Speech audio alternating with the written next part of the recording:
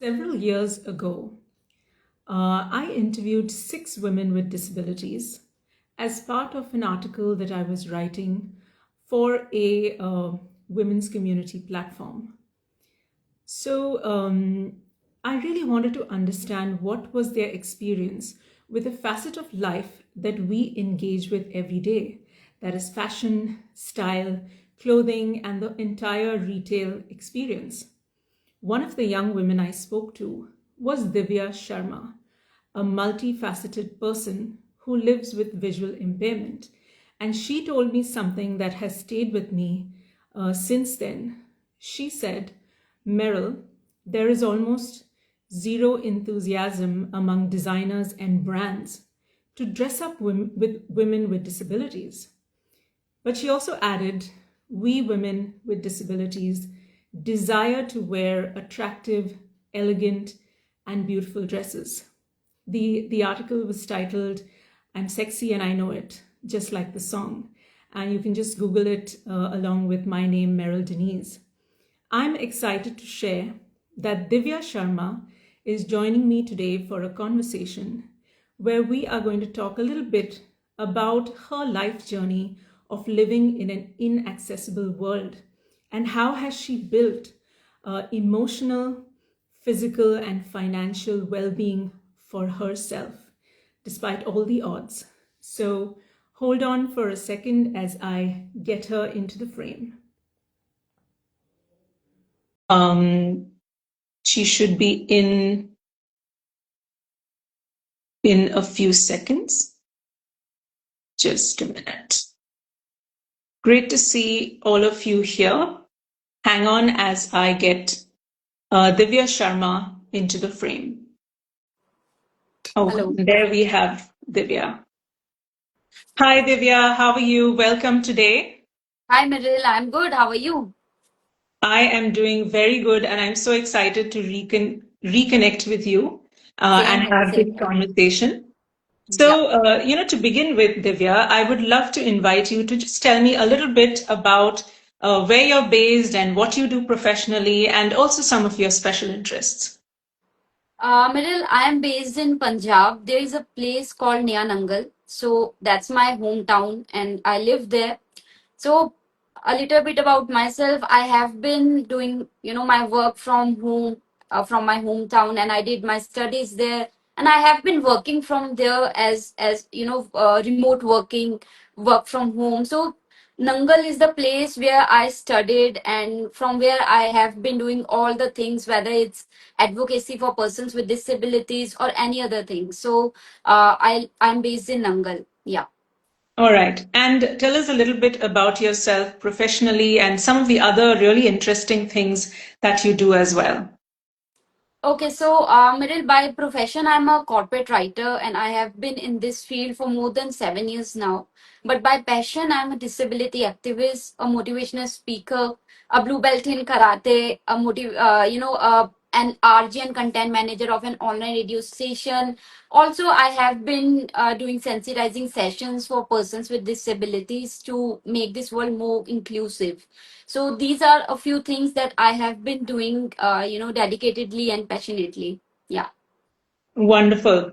That was a very wonderful elevator pitch of sorts. So you are an RJ with Radio Udan, and I think you've been with them for quite a while. Can you tell Yeah. us a little bit about that community and what are some of the interesting experiences that you've had? Who is the target audience of Radio Udan as well? See, this station has been a part of my life since its start in February 2014. And this is one of the things I have been passionate about, and I have been one of the co-members there.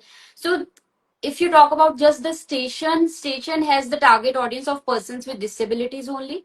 But if I talk about myself, I am more inclined towards persons without disabilities as an individual, so that I can, I feel we live in a world where most of the people are persons without disabilities.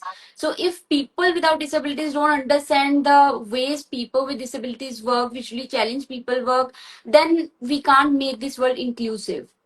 So radio has been a part of my life for more than 11 years, nearly 11 years now.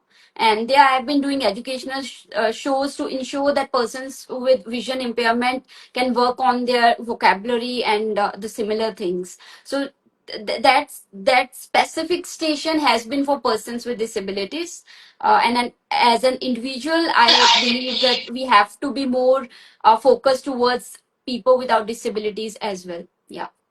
Very, very well said. In fact, Sanguine Wordsmith, who is listening, says rightly said to you. So, and I think Radio Iran is based in many countries. It's in India, but yeah, audience is there in different countries because it's an online radio station, so Yes. people can listen to this from anywhere, right? So Right, yeah, right. Absolutely. Now, I want to rewind a little bit to the past from the beginning, okay, yeah. of your journey. When was that? When was it that you first started realizing that you were different? And, what were some of the struggles you faced and perhaps even the milestones? Take us a little bit through that. Okay, so see, Meryl, I'm sure that most of my listeners know that I'm visually impaired, but those of you who don't know, I'm a person with glaucoma. I have vision impairment since the age of 3. So right now I have light perception in my left eye, which means I can just figure out if something is there, but I can't identify if it's a person or an item or anything, right? So this is my eye condition, and I've undergone 6 surgeries by the age of 5. To vision impairment, 6 7 class tak I was very much like a regular child. I was leading my life. I have my twin sister, my elder brother, so I used to go to a mainstream school where my mom has been, lecturer there. So I was there studying like any other student, giving verbal tests and everything. But in class 7th, I was told to leave school because of my vision impairment. And they said, Divya, we don't know how to deal with a person with disability. And the same thing I heard from other schools in the area. So I was denied admission. So that was a big, setback middle. So then I realized that, Divya, if you won't do anything for yourself, nobody is going to do anything for you. So then I decided that, now at that tender age in class 7th, I realized that, now I will do everything from this small town, and I will make sure that, I will achieve and everything and anything that I can right from there. So at that stage, my advocacy journey started. Yeah. All right, all right. And I really love your advocacy journey because I follow you on Instagram, and one of the things I noticed that you do is that you use it well to talk about, technologies, Yeah. tools and other things that are very useful to you, and also you touch upon certain things like, for instance, you did a video on how you still feel braille is very important even though you have access to all kinds of technologies. So, Yeah. can you tell us a little bit about some of these technologies that have really supported you, and also like why are traditional, tools like Braille still very relevant? Okay, nice question, Kirill. First of all, we use blind people and visually impaired people use screen reader softwares. So these are the softwares that speak aloud everything that comes on screen, whether it's a phone or a laptop or a desktop or a tablet. So it reads out everything that comes on screen. Like I just joined the this video chat on Instagram. So I used my screen reader. I'm using iOS and Android both. On iOS we have voiceover, and on talkback we have on Android we have talkback. So these screen reader read everything, and on laptop we have JAWS, job access with speech, NVDA, and some other screen reader software. So most of these screen readers are for free. So if you are a person with vision impairment or low vision, you can start using these softwares right in your phone. There is an accessibility setting option there, and you can just enable it and start using it. So these screen reader softwares enabled us to connect with our software, phone, TV. I mean, even laptops, anything, but anything that has screen these days we can access it with the help of screen reader software. But I strongly believe, Miril, that Braille is important too. Of course, screen reader is much better right now, much faster, very efficient, but Braille is like alphabets.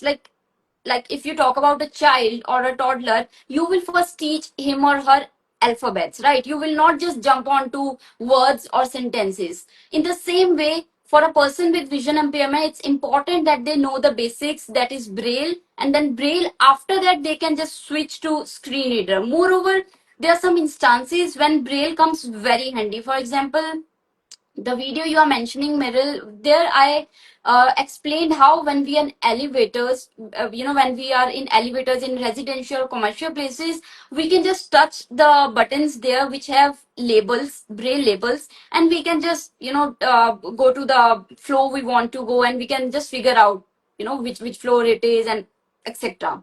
So this way it is very useful. Therein screen reader may take longer. Also, in another case, like when we are doing, some people prefer reading while they are doing anchoring or anything, they read and speak. So for a visually impaired person who wants to do anchoring, or who wants to read and then speak aloud on stage, they can use braille efficiently. So that is very handy. And in other ways, we can just, when the light is off, when we are sitting lying in the bed, we can just read braille like anything. So it's very convenient that way. And I urge everyone that you should know the basics of braille for sure. But yes, again, technology is much faster. It's very useful, and everybody should know technology also. These both things go hand in hand, Miral. Right, right, Yeah. absolutely. Thanks for sharing, these wonderful use cases. Yes. Resham Talwar says, yes, absolutely. Braille is also being used in trains for seat numbers now in Yeah. India. Even in Um, public toilets, you can find there's braille labels there. Right, right. And there's also like a security and privacy aspect, which I suppose can be very useful in public spaces as Yeah. well, right? Yes. At this point, I just want to also just acknowledge the fact that a lot of these technologies which people with disabilities use, everybody is using them, but probably the journey from where they started was to make the world more accessible. Yeah. So we are all benefiting from these technologies, right? Exactly. Exactly. Right. So, moving on, there are three things that I find women really benefit from when it comes to living a fulfilling life, right? Yeah. There is good mental health, there's good physical health, and there is good financial health.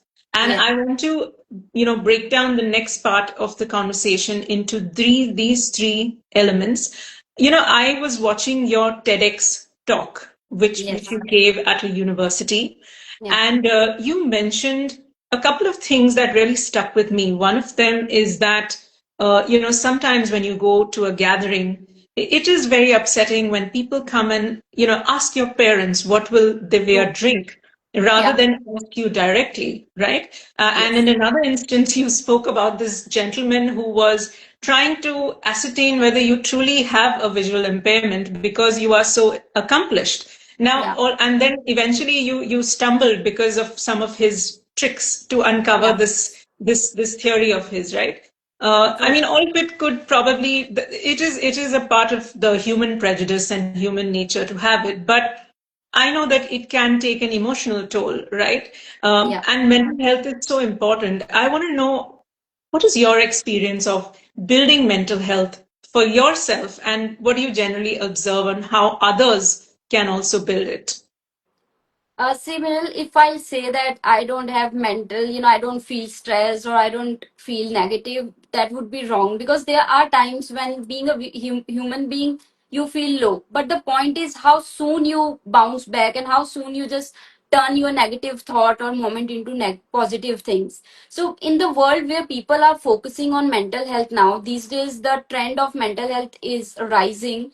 But unfortunately, people are not talking about mental health of persons with disabilities. They think that if a person is visually impaired or a person is wheelchair user, they have just that issue or the problem in their life. They don't realize that these are the problems that are additional. The normal things that happening with a person without disability is happening with person with disability as well. For example, you guys are looking for a job, you are studying, you are aiming for new hotels, restaurants, traveling, whatnot, right? So you do think about such things, you worry about such things, dresses, so many looks and everything.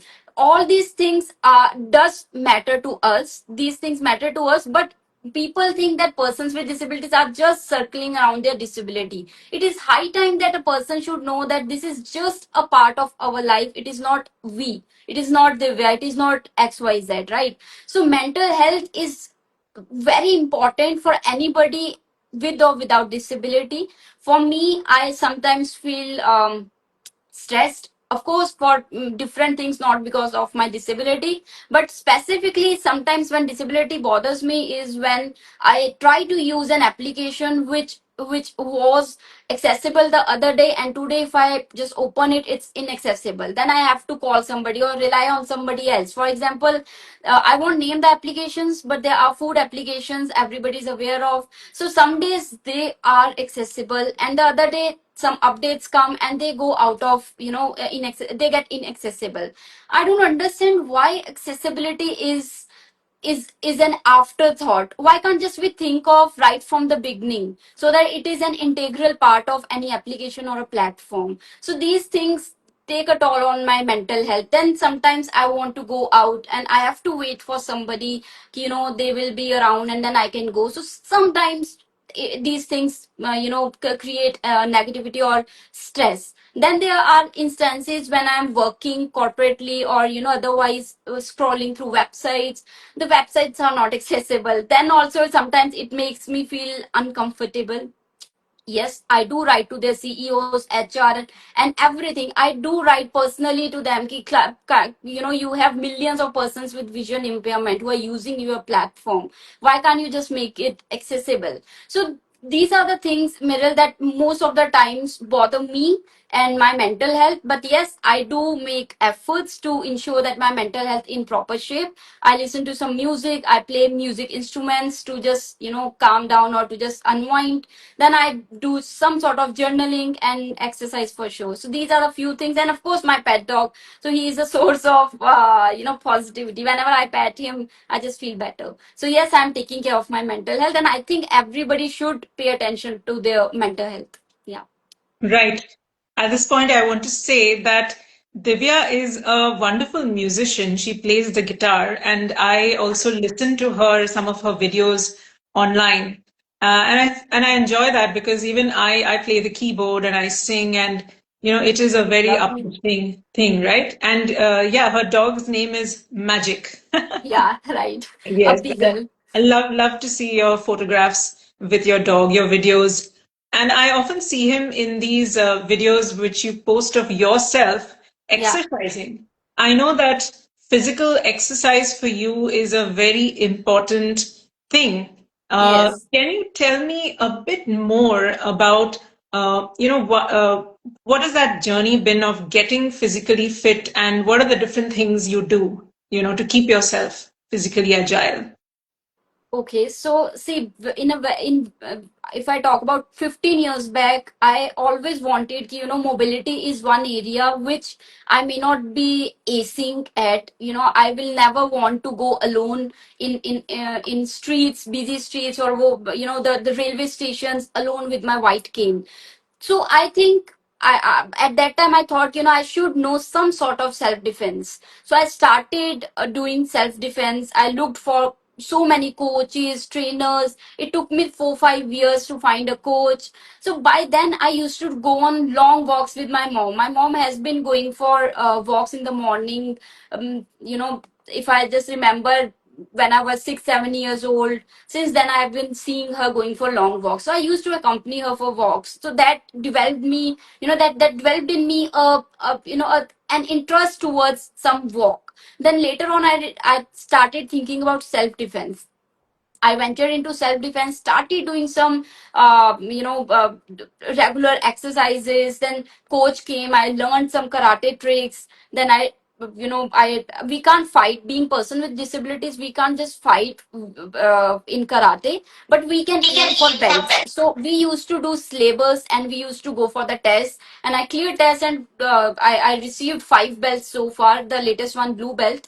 And then 2021 I just lost my coach because of COVID. They just went to another city. So this is something that sowed in me seeds of fitness. And staying strong inside out. So I started getting into karate. I learned karate. Apart from that, I had an interest in martial arts plus weightlifting. I thought ki if I really want to be strong, I have to do some sort of weightlifting. So I started weightlifting I think 6 years back. And with the guidance of my brother, I just asked him, ki, I want to get into this. So I just, when girls or women on their birthdays, they used to buy clothes or something or other. I used to buy some dumbbells, such kind of things. I used to buy and collect. So now I have a mini gym at home, and I used to, whenever I get chance, I just do weightlifting, and then I do karate practice on my bag,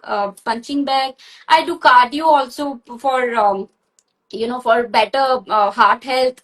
Plus I do some sorts of stretchings. So different kinds of workouts I follow. Some, I have a schedule and I follow that, and I try that every day I should do workout either in the morning or after work in the evening. One thing I want to mention here, Miril, people don't talk about fitness when it comes to persons with disabilities. So I have hardly seen any person with disability who is doing fitness. At least you don't have to be having six packs. I'm not talking about that. I'm talking about staying fit. If you will stay fit, you can be more efficient. Your mental health will be better. So these are the things which I always thought of, and it triggered, or I would say it motivated me to get into a fitness regime. And I believe persons with disabilities, whether wheelchair, hearing impaired, or visually impaired, they should do some sort of workouts. And I'm glad that many of my friends talk to me now about cardio. They ask me about how we can. One of my wheelchair friend, she asked me, ki, see, I can't just stand, so how, what can I do? So I just shared, you can do upper body workouts, so many other things. So we do have conversations about fitness, and I believe everybody should work on their fitness regime. At least minimum 30 minutes a day is good enough. Yeah. Right, right. Absolutely. I like that you have mixed it all up and do a number of different things, that you're Yeah. also discussing it with your friends and they're reaching out for some ideas from you as well. By the way, Hitan says, more power to you, Divya. All Yeah, right. thank you. What changes have you seen in yourself Yeah. since the time you started exercising and have built this, daily regime, right? Power packed regime.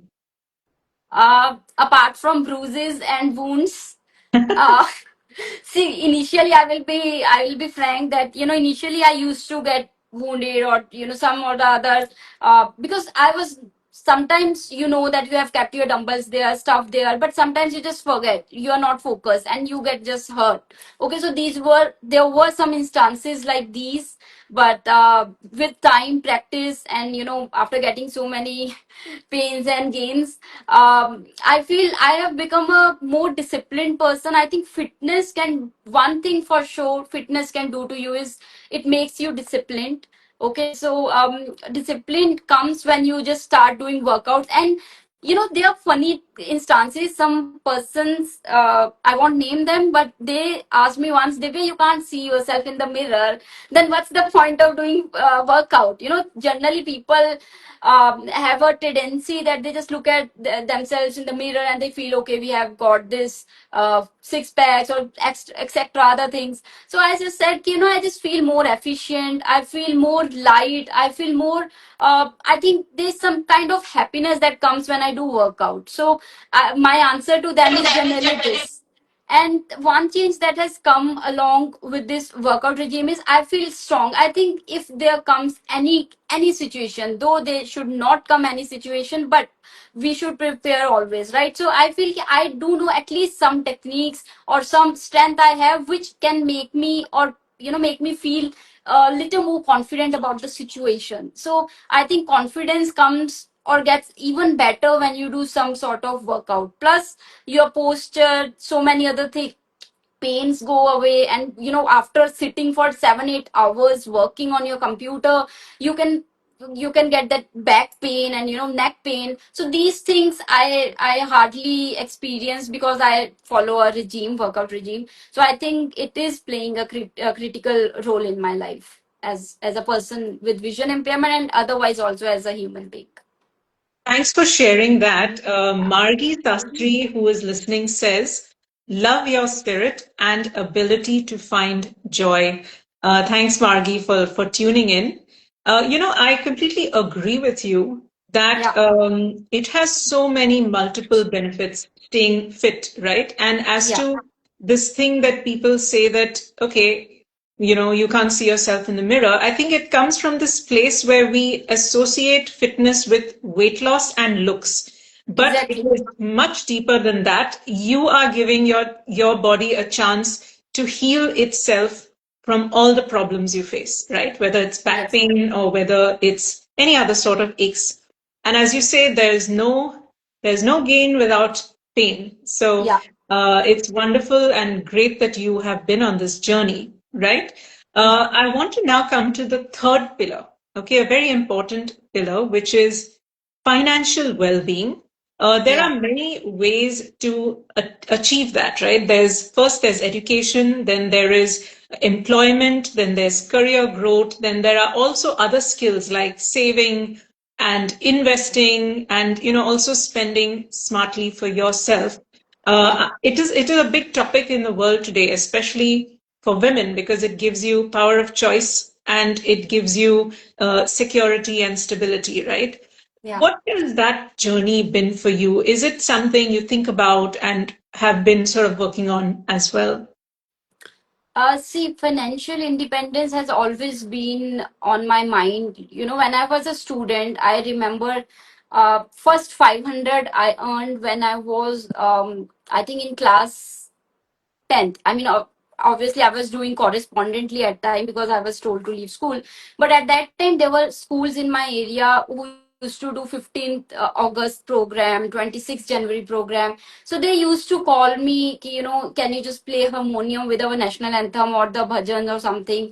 So I used to go like, okay, it will be a change for me. It will be nice for me. So at that time, I remember the first earning at that time I earned like 500 or 1000 or 1100 for a performance there. Teaching, playing instrument, tabla. I played tabla at that time. Used to play tabla.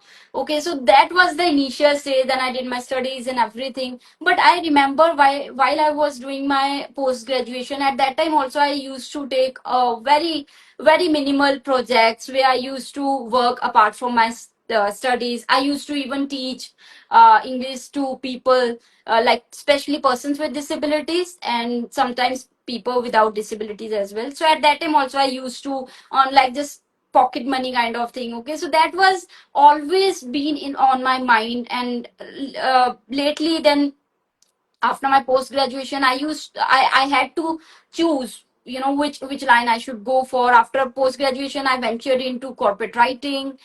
Initially I was working with companies, then I thought it's better not to keep all the eggs in the same basket, and I diversified. And then since then I have clients from different places, India and abroad. So I have always been very particular about my finances. Of course, I'm not very lavish when it comes to earning. Neither I'm too much into spending.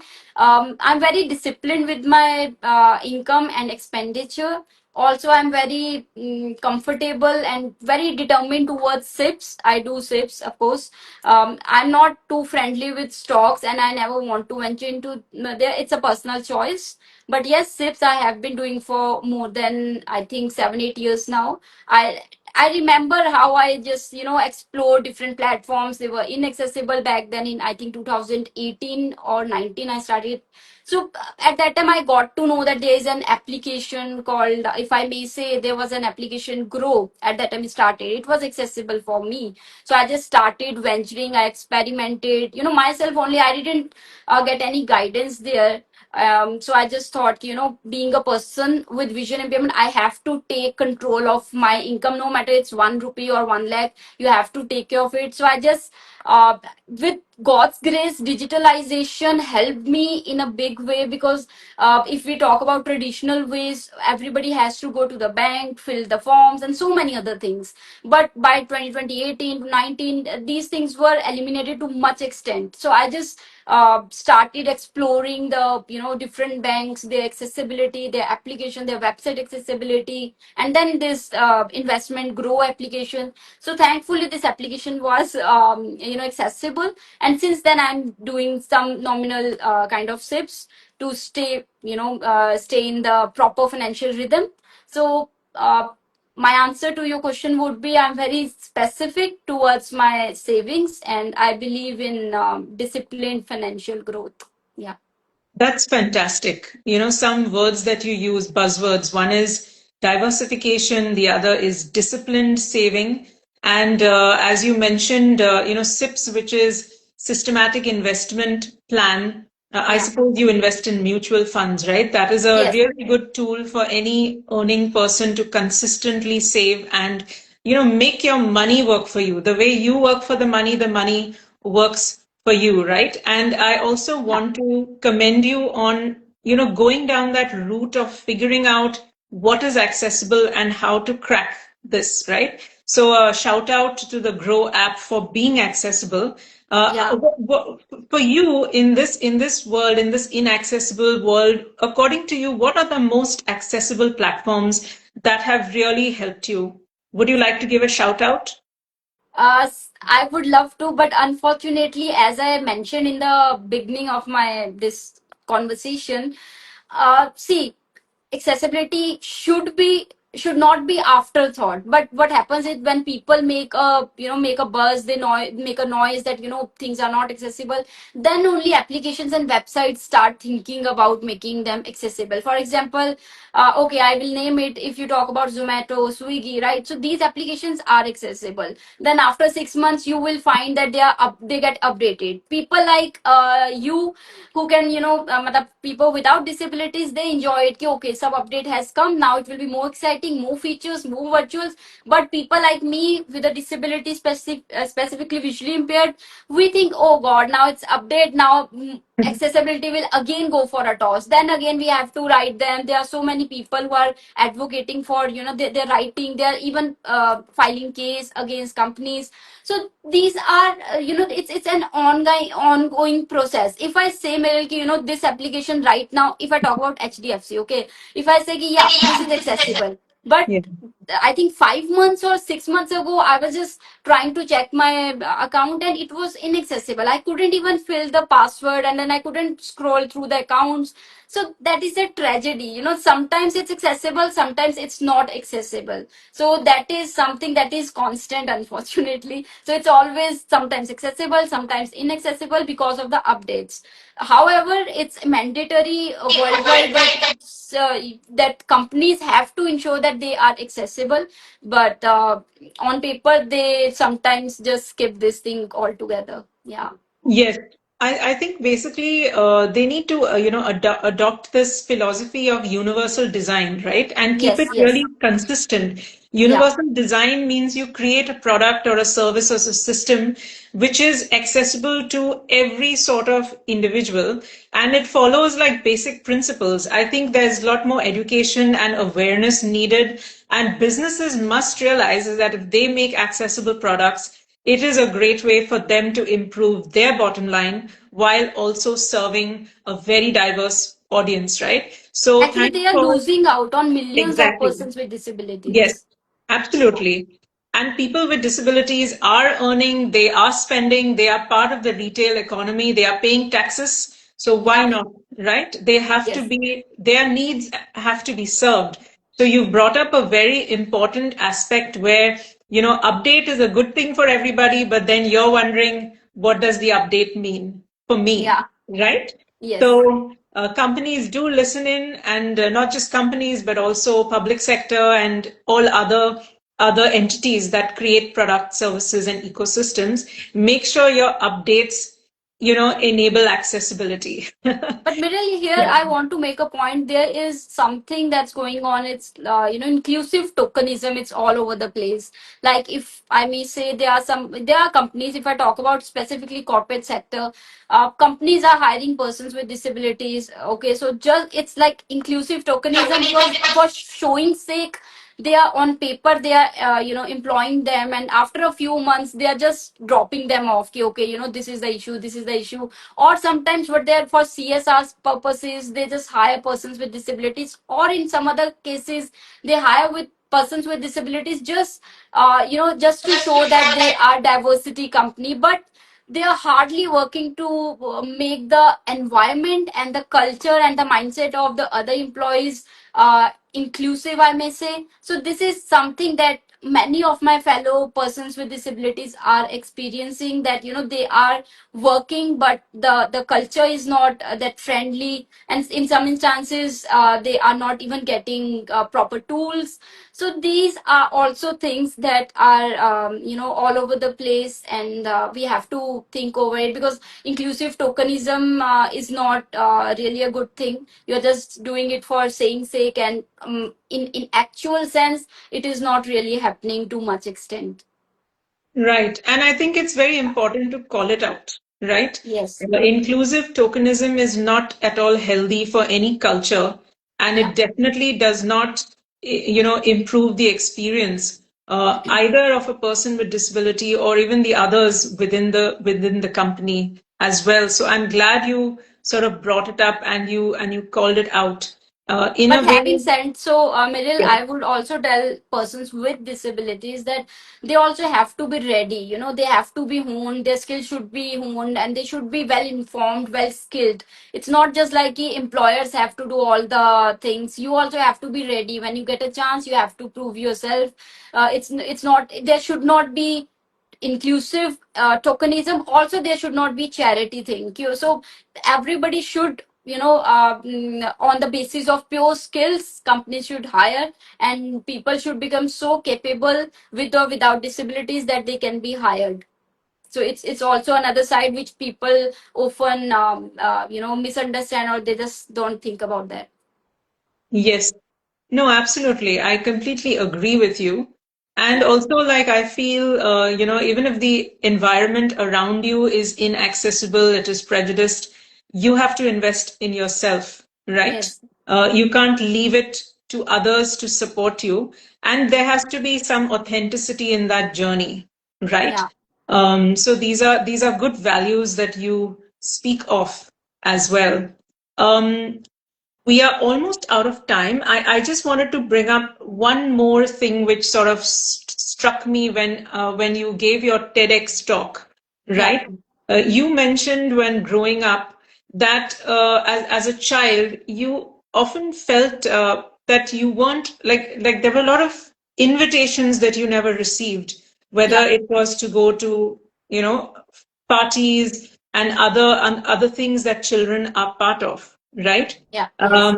And then one fine day, you got a very big invitation from the President of India for tea at Rashtra Bhavan, right? Yeah. How did Yes. that feel for you, and how's that experience? See, since my childhood, there have been instances when my siblings and my friends used to get invitation for birthdays and parties, and I was often, I was just sitting and I was thinking, oh God, why it's happening? I mean, what's wrong? I don't know, because when you are a child, you are naive enough and you don't know, why people are doing this to you. Of course, now I am a thick-skinned person and I don't care anymore. But when I was a child, I used to think about these things. They impacted me like anything. But then it's not just about me, it's about many persons with disabilities. I think we all go through such things, and I don't know, maybe people have to think about it, why they think so that persons with disabilities should not be invited to their parties and all. Anyhow, these were instances that made me stronger eventually. But yes, as you mentioned, there was an exciting time after receiving president award.